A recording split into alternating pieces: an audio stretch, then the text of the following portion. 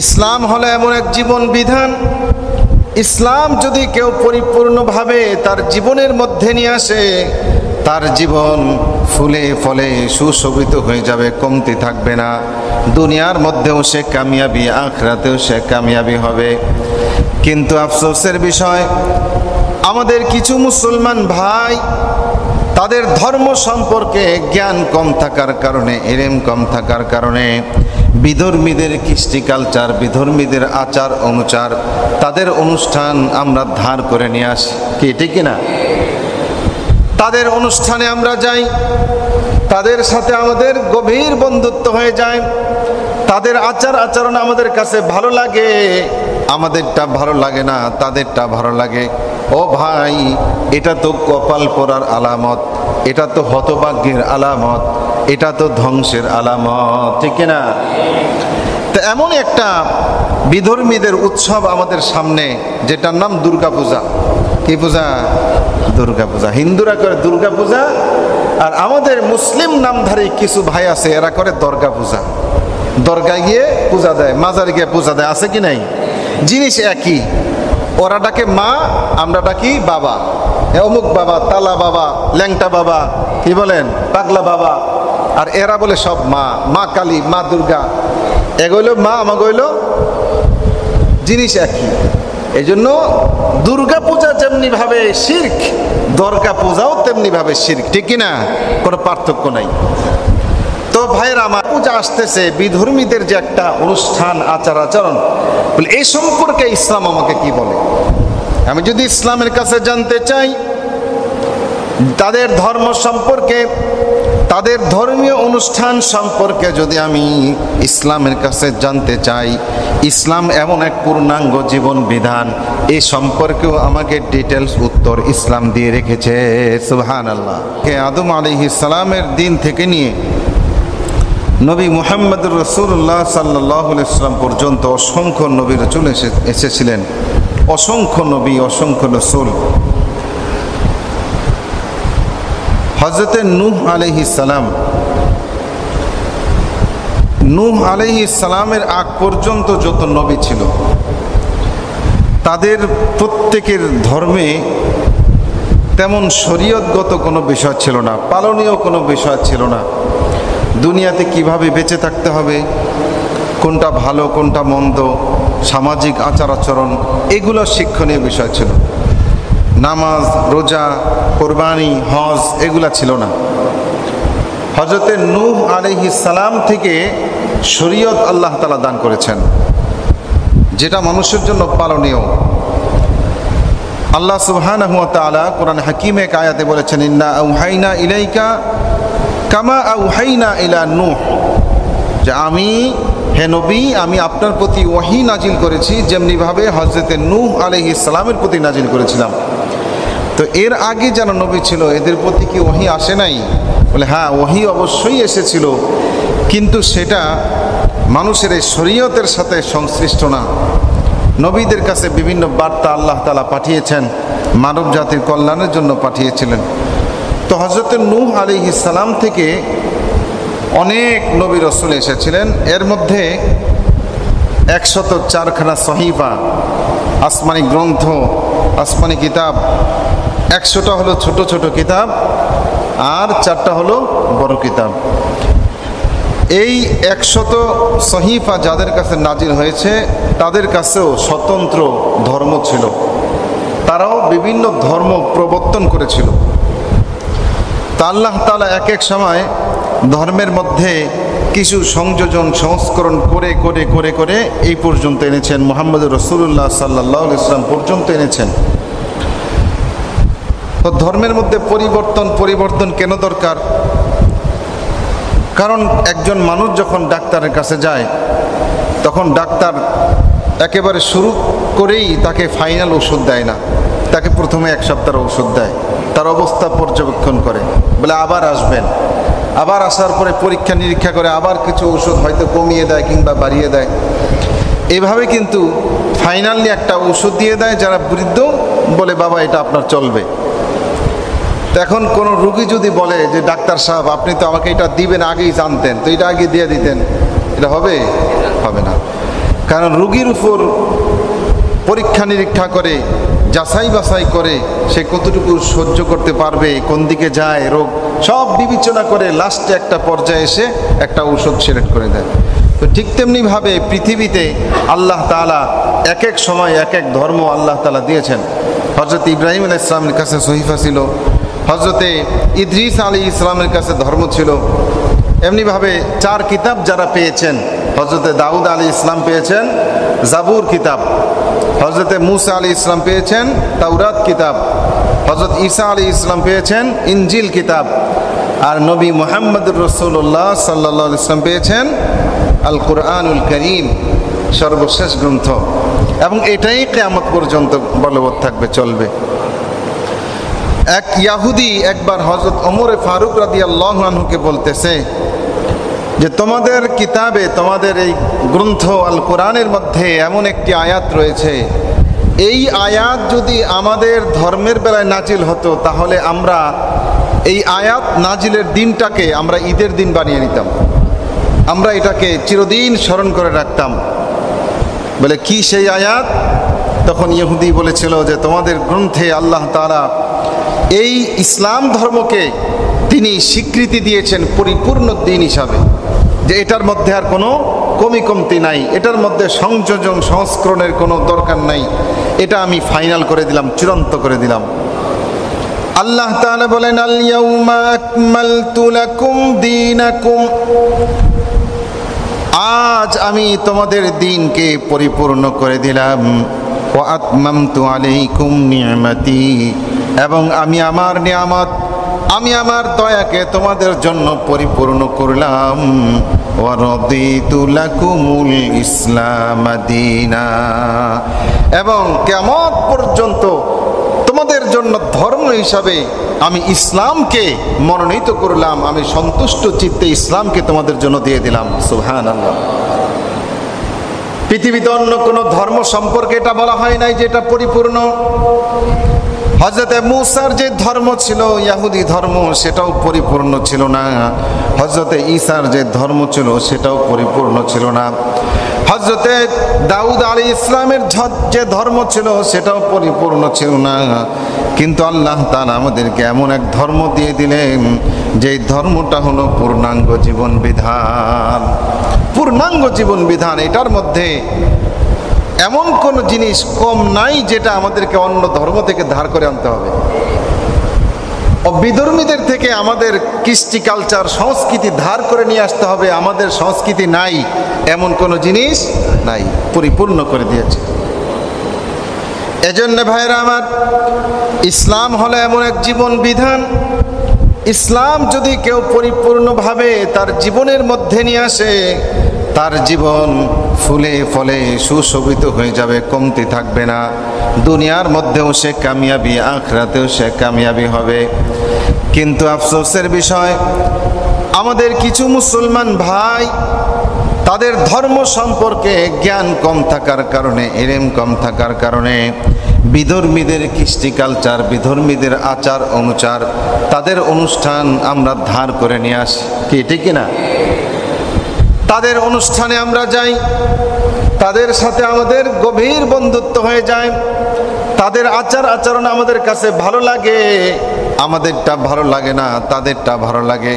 ও ভাই, এটা তো কপাল পোড়ার আলামত, এটা তো হতভাগ্যের আলামত, এটা তো ধ্বংসের আলামত, ঠিক না? তো এমন একটা বিধর্মীদের উৎসব আমাদের সামনে, যেটার নাম দুর্গা পূজা। কি পূজা? দুর্গা পূজা। হিন্দুরা করে দুর্গা পূজা, আর আমাদের মুসলিম নামধারী কিছু ভাই আছে, এরা করে দরগা পূজা। দরগায় গিয়ে পূজা দেয়, মাজারে গিয়ে পূজা দেয়, আছে কি নাই? জিনিস একই, ওরা ডাকে মা, আমরা ডাকি বাবা। অমুক বাবা, তালা বাবা, ল্যাংটা বাবা, কি বলেন, পাগলা বাবা, আর এরা বলে সব মা, মা কালী, মা দুর্গা। এগোইল মা, আমাগইল জিনিস একই। এই জন্য দুর্গা পূজা যেমনি ভাবে শিরক, দরগা পূজাও তেমনি ভাবে শিরক, ঠিক কিনা? কোনো পার্থক্য নাই। তো ভাইরা আমার, এই দরগা পূজা আসতেছে, বিধর্মীদের যে একটা অনুষ্ঠান, আচার আচরণ, বলে এই সম্পর্কে ইসলাম আমাকে কি বলে? আমি যদি ইসলামের কাছে জানতে চাই, তাদের ধর্ম সম্পর্কে তাদের ধর্মীয় অনুষ্ঠান সম্পর্কে যদি আমি ইসলামের কাছে জানতে চাই, ইসলাম এমন এক পূর্ণাঙ্গ জীবন বিধান, এই সম্পর্কেও আমাকে ডিটেলস উত্তর ইসলাম দিয়ে রেখেছে। সুবহানাল্লাহ। আমরা জানি না যে আমাদের কি করতে হবে। এজন্য কিছু ভাই আছে পূজার সময় আসলেই এরা বুলিয়া উড়ায়, ধর্ম যার যার উৎসব সবার, আছে কি নাই?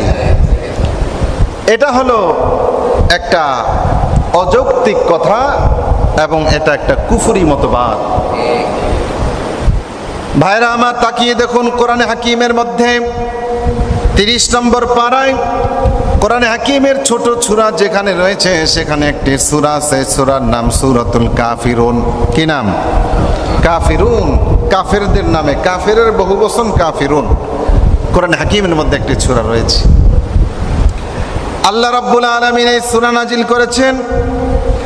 এই সূরার প্রেক্ষাপট বা শানে নুজুল সম্পর্কে আমরা যদি আলোচনা করি, মক্কার মধ্যে রাসূল করিম সাল্লাল্লাহু আলাইহি ওয়াসাল্লাম যখন দ্বীনের দাওয়াত দেওয়া শুরু করলো, আর একজন দুজন করে অমুসলিম ইসলামের ছায়াতলে আসা শুরু করে দিল। কাফেররা দেখলো এভাবে আমাদের দেশের মধ্যে একটা বিভেদ তৈরি হবে, কেউ মুসলমান হয়ে যাবে, কেউ কাফের থাকবে।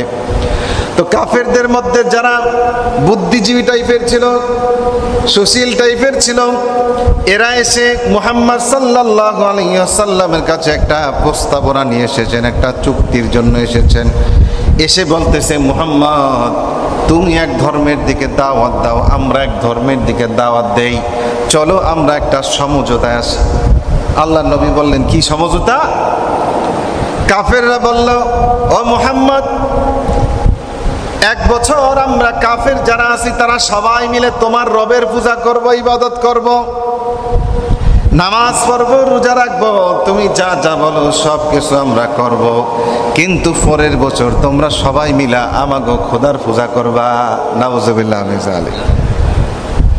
এই একটা প্রস্তাবনা দিছে।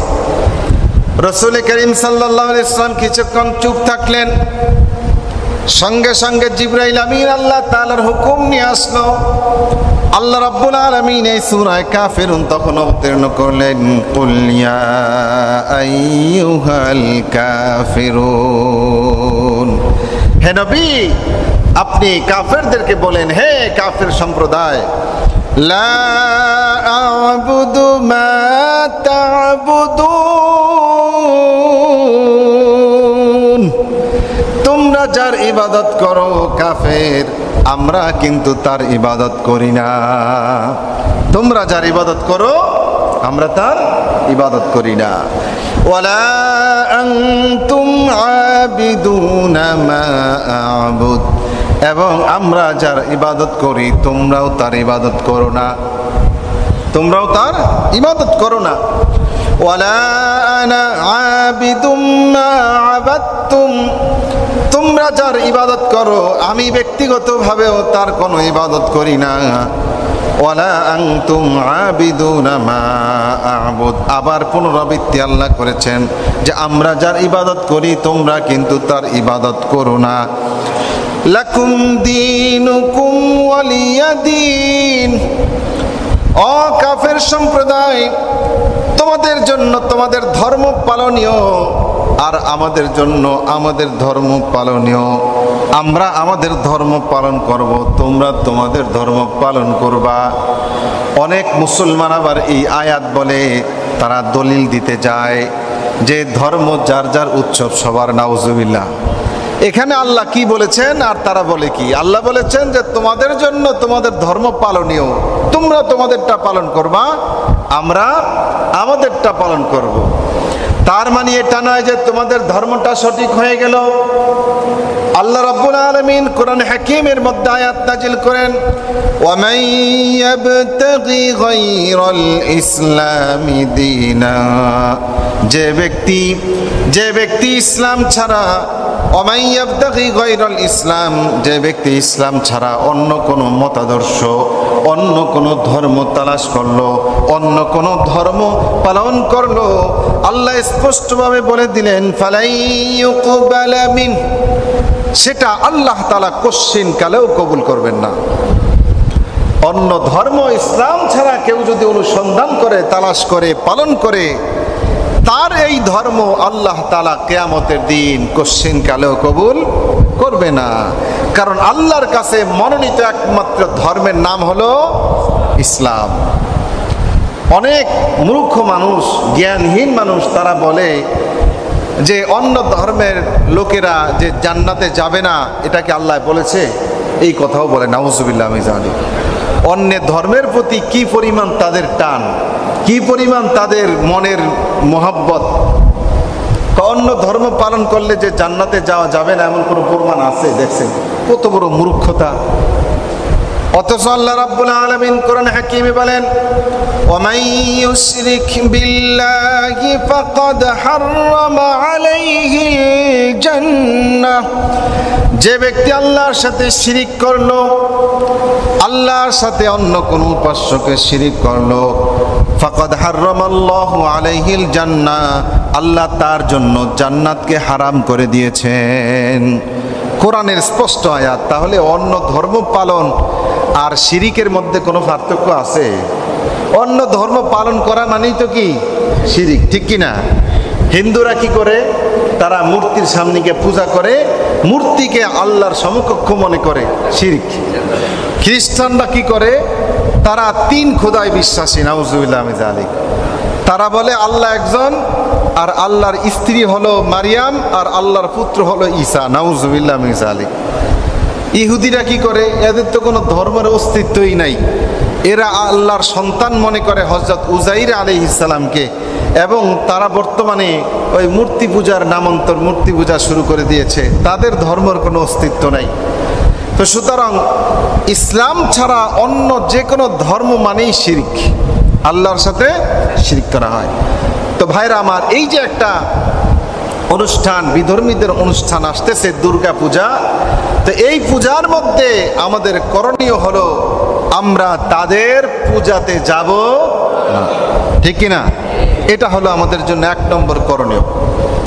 কিতাবের মধ্যে রয়েছে তাদের অনুষ্ঠান, ধর্মীয় অনুষ্ঠান যেখানে হয়, মূর্তি পূজা যেখানে হয়,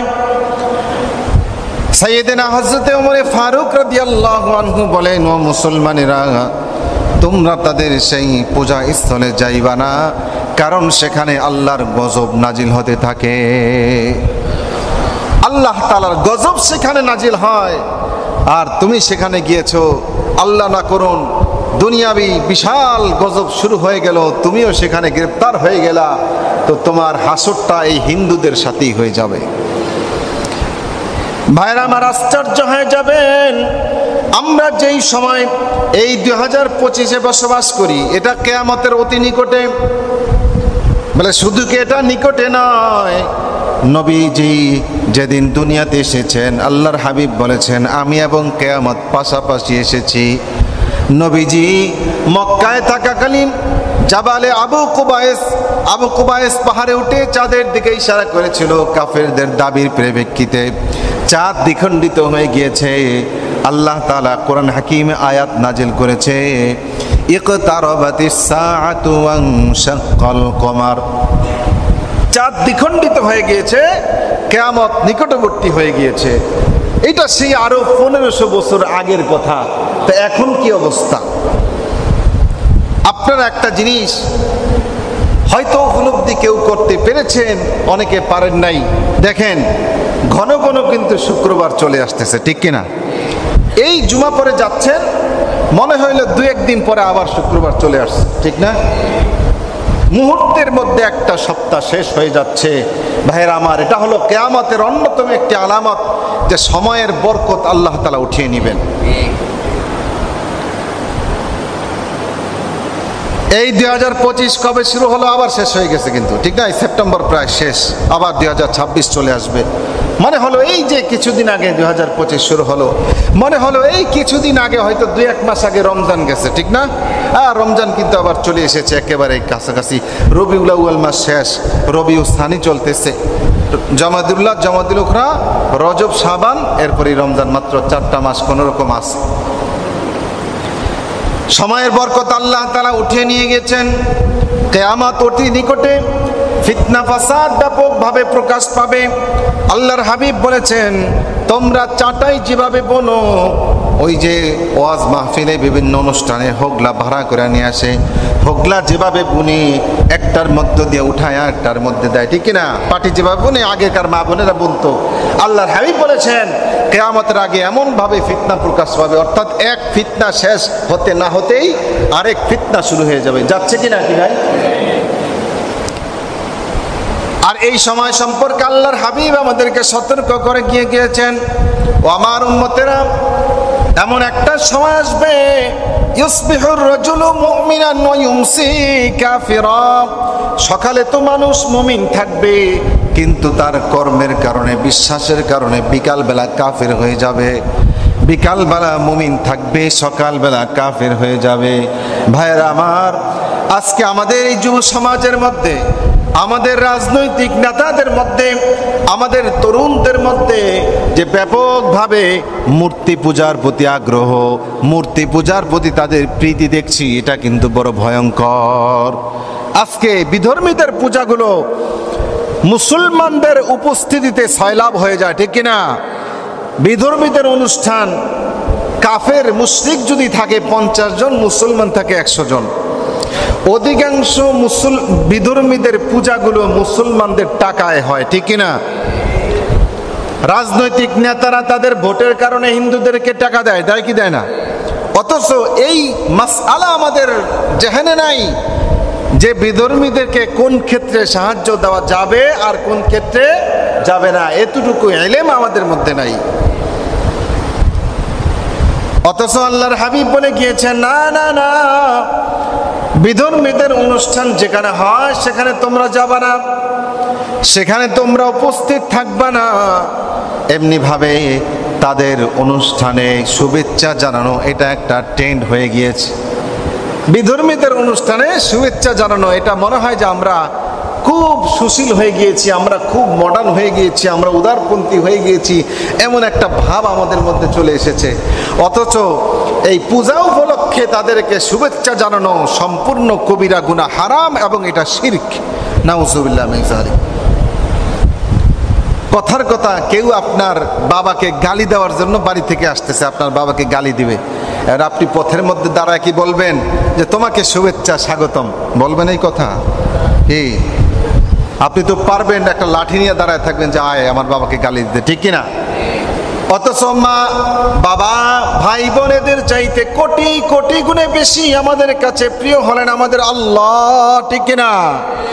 আমার আল্লাহর সাথে শিরিক করা হবে, আমার আল্লাহকে স্বীকার করা হবে, আমার আল্লাহকে অপমান করা হবে, সেই পূজার মধ্যে আমি মুসলমান হয়ে তাদেরকে শুভেচ্ছা জানাই। নাউজুবিল্লাহ মিন যালিক। কত বড় কপাল পোড়া মুসলমান আমরা, চিন্তা করছেন? তাদেরকে শুভেচ্ছা জানাই, তাদেরকে পূজা উপলক্ষে কিছু গিফট দেই, তাদেরকে কিছু টাকা পয়সা দিয়ে সাহায্য করি পূজার জন্য। নাউজুবিল্লাহ মিন যালিক। পূজা উপলক্ষে কোন বিধর্মীকে আপনি একটা পয়সা দিয়েছেন, তো এই একটা পয়সা আপনাকে জাহান্নামে নেওয়ার জন্য যথেষ্ট হয়ে যাবে। যেখানে আপনার আল্লাহর বিরোধিতা করা হবে, তাকে গালি দেওয়া হবে, তার সাথে শিরিক করা হবে, আপনি টাকা দিয়ে সাহায্য করলেন, আপনি সেখানে শুভেচ্ছা জানিয়ে তাকে বাহবা দিলেন, মানে তুমি তোমার মূর্তির সামনে আরেকটা ঠুকুর দাও, আরেকটা সেজদা দাও, আমি খুশি আছি। নাউজুবিল্লাহ মিন যালিক।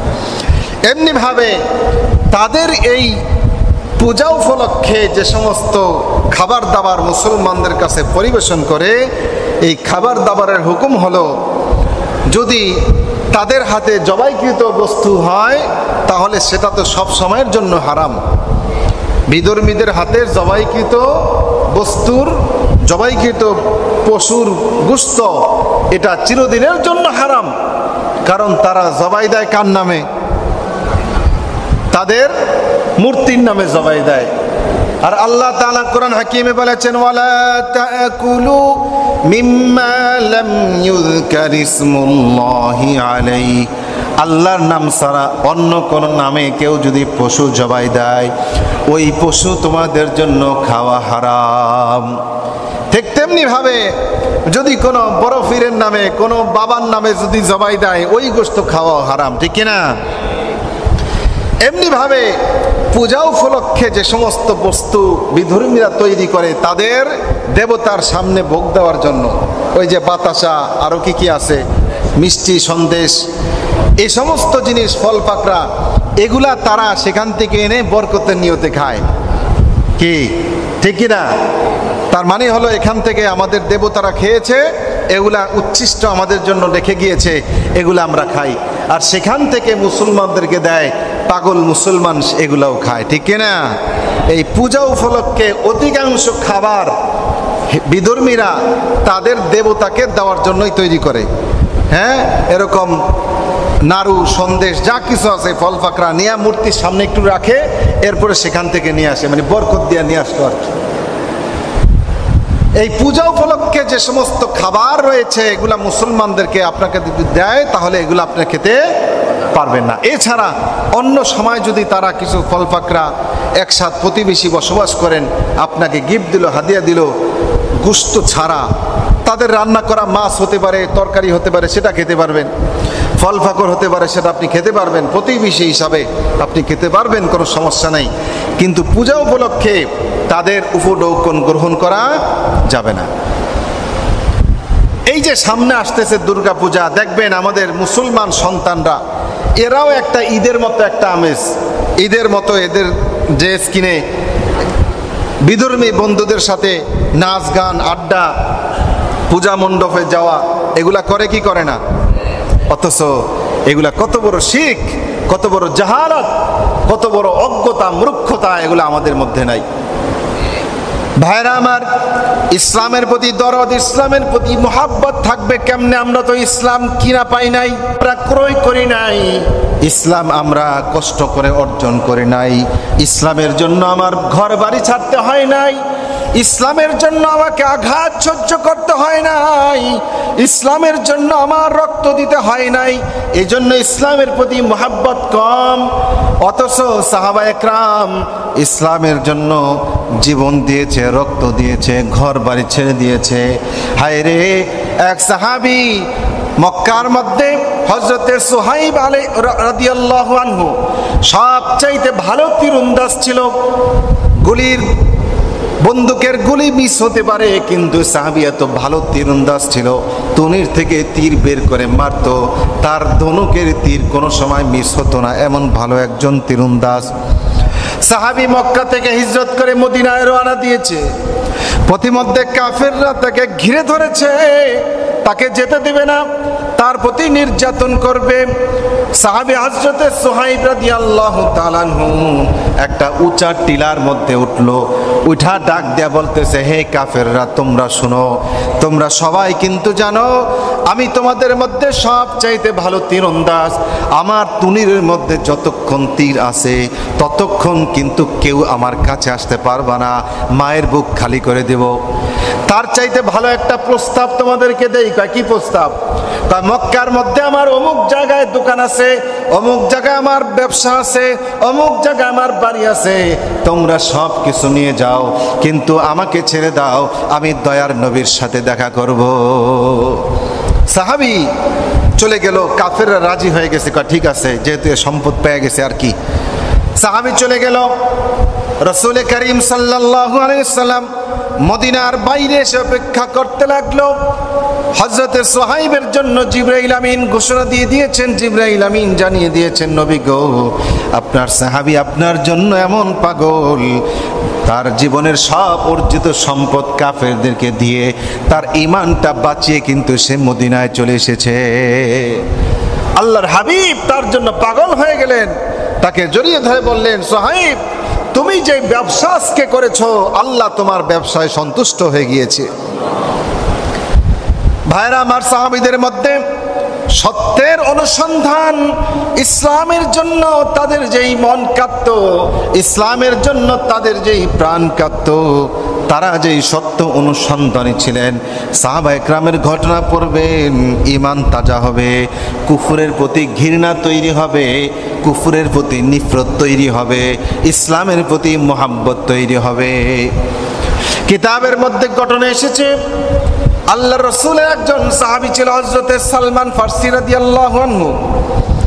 তার নাম হযরতে সালমান। বাড়ি তার পারস্যের মধ্যে, ইরানের মধ্যে, এই জন্য তাকে ফার্সি বলা হতো। তিনি ফার্সি ভাষায় কথা বলতেন।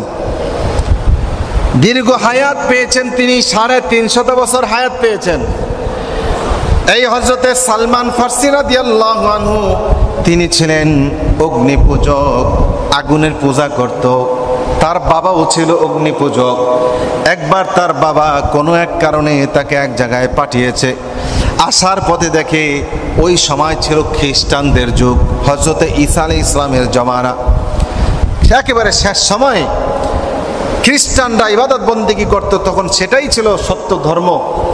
তো দেখে তারা যেমন আগুন পূজা করে, তেমন একটা ধর্ম, এমন একটা গির্জা, এটার মধ্যে নামাজ পড়ে। খ্রিস্টানরাও কিন্তু নামাজ পড়তো আমাদের মতো। এই নামাজ পড়ে, তাদের এই তাওরাত কিতাব তারা তেলাওয়াত করে। তো এগুলা দেখে হযরত সালমান ফার্সির এটার প্রতি ভালো লাগলো যে আমরা কি আগুন জ্বালায় এটার সামনে নম নম করি, সেজদা দিই, এটা আবার কোন ধর্ম হলো নাকি?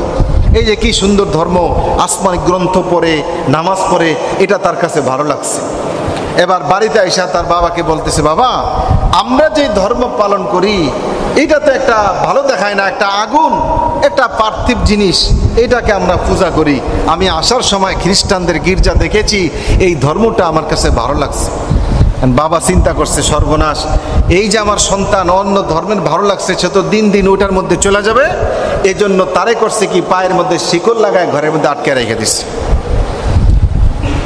কিন্তু আল্লাহ তাআলা যাকে হেদায়েত দিবেন, আল্লাহ যাকে সঠিক পথ দেখাবেন, আল্লাহ রাব্বুল আলামিন কোরআনে হাকিমে বলেছেন, মাইয়াহদিল্লাহু ফালা মুদিল্লা লাহু, আল্লাহ যাকে হেদায়েত দিবেন তাকে গোমরা করা, পথভ্রষ্ট করার ক্ষমতা কারো নাই। আছে? এমনি ভাবে আল্লাহ যাকে গোমরা করে দিবেন, পথভ্রষ্ট করবেন, তাকে হেদায়েত দেওয়ার মতো কেউ নাই। এজন্য ভাইরা আমার, আল্লাহ হযরত সালমানকে হেদায়েত দিবেন। তিনি কি করলেন? গোপনে গোপনে লোকদের মাধ্যমে, অন্যান্য লোকদের মাধ্যমে খ্রিস্টানদের সাথে যোগাযোগ করত। আর তারা খ্রিস্টানদের কাছে জানতে পেরেছিল বলে খ্রিস্টান ধর্মের উৎপত্তি কোথায়, কোথা থেকে শুরু হয়েছে। সিরিয়া। খ্রিস্টান ধর্ম শুরু হয়েছে কোথায়? সিরিয়ার মধ্যে। হযরত ঈসা আলাইহিস সালাম সেখানে এসেছে, মারিয়ামের বাড়ি। তো ঠিক আছে, তোমাদের কোনো কাফেলা কি সিরিয়া যাবে? হ্যাঁ যাবে, অমুক দিন একটা কাফেলা যাবে, আমাকে একটু খবর দিও। খ্রিস্টানদের গোপন লোক তাকে এসে খবর দিয়েছে, সালমান আমরা তো অমুক দিন খ্রিস্টান, আমরা সবাই যারা আছি সিরিয়ার মধ্যে আমরা সেখানে সফরে যাব। হযরত সালমান ফার্সি পায়ের শিকল মিকল যা ছিল সব ভেঙ্গে খ্রিস্টানদের সাথে চলে গিয়েছে সিরিয়ার মধ্যে। সেখানে যাওয়ার পর একজন পাদ্রীর শিষ্য গ্রহণ করেছে, তার হাতে বায়াত দিয়ে সে খ্রিস্টান হয়ে গিয়েছে। কিন্তু দুর্ভাগ্যবশত ওই পাদ্রী ছিল দুর্নীতিগ্রস্ত। সেই পাদ্রী কি করত? মানুষদের দেওয়া টাকা পয়সা আত্মসাৎ করে খেয়ে ফেলতো। বিভিন্ন আছে না, এই যে বিভিন্ন দরগা, বিভিন্ন মাজার, হ্যাঁ কি করে আপনারা দেখেছেন, হয়তো খেয়াল করেন নাই, বিভিন্ন মাজারে যায় না, আগরবাতি মোমবাতি কিনা নিয়ে আসে, ওই যে দরগায় দেয়। আবার কিছু লোক আছে এগুলো আইনা আবার দোকানে বিক্রি করে, আছে কি নাই? মুরগি ছাগল, হ্যাঁ ওই যে সিলেটের শাহজালালের দরগায় এগুলার ব্যবসা করে এক ধরনের সিন্ডিকেট, আছে কি নাই? এগুলা এই মাজার, দরগা পূজা সব ভণ্ডামি। এমন কোন মাজার নাই যেটা হক মাজার, কারণ মাজারের কথা আল্লাহ রসুল বলে যান নাই। আল্লাহ রসুল বলেছেন যে তোমরা কবর পাকা করবে না, কবরে মোমবাতি দিবা না, আগরবাতি দিবা না, মশারি টানাইবা না, আলো জ্বালবা না, স্পষ্টভাবে বলে গিয়েছেন। তো এই যত মাজার আছে এই সব হলো ভণ্ডামি, ওই খ্রিস্টানদের এখান থেকে এগুলা এসেছে। তো হযরত সালমান ফার্সি যেই পাদ্রীর শিষ্যত্ব গ্রহণ করেছে, পাদ্রী ছিল ভণ্ড, মানুষদের দেওয়া টাকা পয়সা সে মেরে খেত। হযরত সালমানের মন খারাপ, যাইরে এত কষ্ট করে এত দূর থেকে আসলাম, একটা ভণ্ডের পাল্লায় পড়লাম, তা ঠিক আছে থাকি এখানে কিছুদিন দেখি। তো কিছুদিন পরে পাদ্রী অসুস্থ হয়ে গেছে, মরে মরে ভাব। হুজুর আপনি তো মরে যাবেন, তাহলে আমি আপনার পরে কার কাছে যাব? তুমি ইরাকের মধ্যে মুসেল শহরে এক জায়গায় একটা পাদ্রী আছে খুব ভালো, তুমি সেখানে যাও। হযরতে সালমান ফার্সি চলে গেছে সেখানে ইরাকের মুসেল শহরে। সেই পাদ্রী ছিল ভালো, সেই পাদ্রী সত্যিকার খ্রিস্ট ধর্মের পাদ্রী ছিল। তাওরাত কিতাব পড়তো, মানুষদেরকে ভালোর দিকে আহ্বান করত। হযরতে সালমান ফার্সি দীর্ঘদিন থাকার পরে সেখানের পাদ্রীও একেবারে অসুস্থ হয়ে গিয়েছে। মনে মনে ভাব, হুজুর আপনি তো হয়তো অসুস্থ হয়ে যাচ্ছেন, আপনার পরে আমি কার কাছে যাব? পাদ্রী ছিল সত্যের অনুসারী। সে বলল, সালমান, আমার পরে এখন আর কোনো খ্রিস্টান পাদ্রী দুনিয়াতে নাই। এখন সময় হয়ে গিয়েছে, আখিরি জামানার পয়গম্বর চলে আসবেন। সুবহানাল্লাহ। আখিরি জামানার পয়গম্বর মুহাম্মদুর রাসূলুল্লাহ সাল্লাল্লাহু আলাইহি ওয়াসাল্লাম চলে আসবেন, সময় হয়ে গিয়েছে। কিতাবাদি পরে যতটুকু জানতে পেরেছি তার আগমনের সময় অতি নিকটে। তিনি কোথায় আসবেন? তিনি এমন এক জায়গায় আসবেন যেই জায়গার নাম হলো ইয়াসরিব, যেটা দুই পাহাড়ের দ্বারা বেষ্টনী দেওয়া, খেজুরের বাগান যেখানে আছে। মক্কার মরুভূমির মাঝে মদিনা ইয়াসরিব নামে একটা জায়গা আছে, সেখানে আসবেন। হযরতে সালমান ফার্সি মদিনাগামী একটা কাফেলার সাথে যোগাযোগ করলো। তোমরা যদি মদিনায় যাও আমাকে সাথে করে নিয়ে যাও, আমার এই এতগুলা ছাগল আছে, আমি এগুলা তোমাদেরকে দিয়ে দেব। তারা রাজি হয়ে গেল। হযরত সালমান ফার্সি কাফেলার সাথে চললো, কিন্তু কাফেলার লোকেরা ছিল দুর্নীতিগ্রস্ত। তারা পথিমধ্যে এসে হযরত সালমানকে গোলাম হিসাবে বিক্রি করে দিচ্ছে, এটা আমাদের গোলাম। কিন্তু হযরত সালমান এত বাধার পরেও তার মধ্যে কিন্তু সত্যের প্রতি যে একটা আগ্রহ, সত্য দ্বীনের প্রতি আগ্রহ, এটা কেউ দমাতে পারে নাই। তো গোলাম হিসেবে বিক্রি করে দিয়েছে। কিন্তু ভাগ্যক্রমে মদিনার নিকটবর্তী এক জায়গার এক ইহুদি তাকে কিনে নিয়ে গেছে। আল্লাহ তাআলা গোলাম হিসাবে হলেও তাকে মদিনার কাছে পৌঁছে দিয়েছেন। হযরত সালমান খেজুরের গাছ ছুলে খেজুরের গাছ পরিষ্কার করে, হঠাৎ করে ওই হযরত সালমানের মুনিব যে ইহুদি ছিল তার চাচাতো ভাই এসে বলতেছে, ভাই এমন একটা লোক এসেছে মক্কা থেকে, নাম তার মুহাম্মদ, সে নাকি নতুন ধর্ম প্রচার করতেছে, ইসলাম ধর্ম। হযরত সালমান এই কথা শুনে খেজুর গাছ থেকে লাফ দিয়ে নিচে পড়ে গেছে। বলো কি, কে আসছে? এখন ইহুদি হযরত সালমানের গালের মধ্যে কষা একটা থাপ্পড় লাগাই দিয়েছে। বেটা গোলাম, তুই গোলামগিরি করবি, কে আসছে না আসছে তোর খবর কি? কিন্তু হযরত সালমান থাপ্পড় খাওয়ার পরেও তার মধ্যে কোনো অনুশোচনা নাই। মনের মধ্যে তার আনন্দের হিল্লোল বয়ে যাচ্ছে, মনের মধ্যে আনন্দের ঢেউ খেলতেছে। হায় রে, আমি যেই শেষ নবীর জন্য এত কষ্ট করে আসলাম, যেই শেষ নবীর জন্য গোলাম হলাম, আমার ভাগ্যে বুঝি সেই শেষ নবীর দেখা মিলবে। সুবহানাল্লাহ। তার মনের মধ্যে আনন্দ। মনিব চলে যাওয়ার পরে এবার ওই চাচাতো ভাই, মনিবের চাচাতো ভাই তার কাছে খবর নিচ্ছে, বিস্তারিত খবর নিচ্ছে। এর মধ্যে ইরাকের মুসেল শহরে যেই পাদ্রীর কাছে তিনি ছিল তার কাছ থেকে শেষ নবীর 3টা আলামত সম্পর্কে তিনি জেনেছেন। পাদ্রীকে জিজ্ঞেস করেছে, পাদ্রী শেষ নবীর আলামত কি, কি দেখে আমি বুঝবো তিনি শেষ নবী? পাদ্রী বলেছিল তার 3টা আলামত। 1 নম্বরে তিনি সদকার কোনো খাবার তিনি খাবেন না, সদকার খাবার খাবেন না, কিন্তু তিনি হাদিয়া গ্রহণ করবেন, উপঢৌকন উপহার তিনি গ্রহণ করবেন। আর নাম্বার 3 হলো তার পিঠের মধ্যে একটা মোহরে নবুয়ত রয়েছে। সুবহানাল্লাহ। আল্লাহ তার পিঠের মধ্যে নবুয়তের মোহর দিয়ে দিয়েছেন। ছোট একটা উঁচা টিভির মতো জায়গা থাকবে। হযরত সালমান খোঁজ খবর নিয়ে জানলেন আল্লাহর হাবিব কুবা নগরীতে আছেন। তিনি কিছু খেজুর নিয়ে গেছেন। পরের দিন গিয়ে বলতেছে, এই যে হে নবী, আপনার জন্য কিছু সাদাকা নিয়ে আসছি। আল্লাহ রসুল বললেন, ওই যে গরিব সাহাবীরা আছে তাদেরকে দিয়ে দাও। হযরত সালমান খুশি হয়ে গেল, এই যে একটা তো মিলে গেছে, 1 নম্বরের আলামত মিলে গেছে। 2-1 দিন পরে তিনি আবার কিছু খেজুর নিয়ে আসলেন। এসে বলতেছে, নবীজি এই যে আপনার জন্য হাদিয়া নিয়ে এসেছি। আল্লাহর হাবিব বললেন, ওয়েলকাম, জাযাকাল্লাহ। তিনি বিসমিল্লাহ বলে নিজেও খেলেন, সাহাবীদেরকেও দিলেন। হযরত সালমান ফার্সি খুশি হয়ে গেলেন, এই যে 2 নম্বর আলামত মিলে গেছে। এবার হযরত সালমান ফার্সি 3 নম্বরটা কিভাবে দেখবেন? মাঝে মাঝে আসেন আর পিছনে গিয়ে বসেন, আল্লাহ রসুলের পিছনে বসেন। এখন পিছনে থাকা এক জিনিস, আর কেউ যদি কোনো জিনিস অনুসন্ধান করে তার কিন্তু মতিগতি অন্যরকম, ঠিক কিনা? হযরত সালমান ফার্সি পিছনে গিয়ে বৈশা খালি নড়াচড়া করতেছে। আল্লাহর হাবিব তার পিছনের কাপড়টা চাদরটা নিচে নামায় দিয়া বলল, সালমান, এই যে তোমার 3 নম্বর আলামত, তুমি দেখে নাও। সুবহানাল্লাহ। আল্লাহর হাবিব সাল্লাল্লাহু আলাইহি ওয়াসাল্লাম বুঝে গেল যে হযরত সালমান ফার্সি কি জন্য পিছনে গিয়ে বসছে। হযরত সালমান ফার্সি দৌড়ে এসে আল্লাহর হাবিবের মোহরে নবুয়তের মধ্যে চুমু খেলেন। সুবহানাল্লাহ। সালমান ফার্সি মুসলমান হয়ে গিয়েছে। আল্লাহু আকবার। সাহাবীদের মধ্যে সত্যের কি পরিমাণ অনুসন্ধান, ইসলামের প্রতি কি পরিমাণ দরদ ছিল যে তারা গোলাম হয়েছে, মারধরের শিকার হয়েছে, শহীদ হয়ে গিয়েছে, কিন্তু ইসলাম ছাড়ে নাই।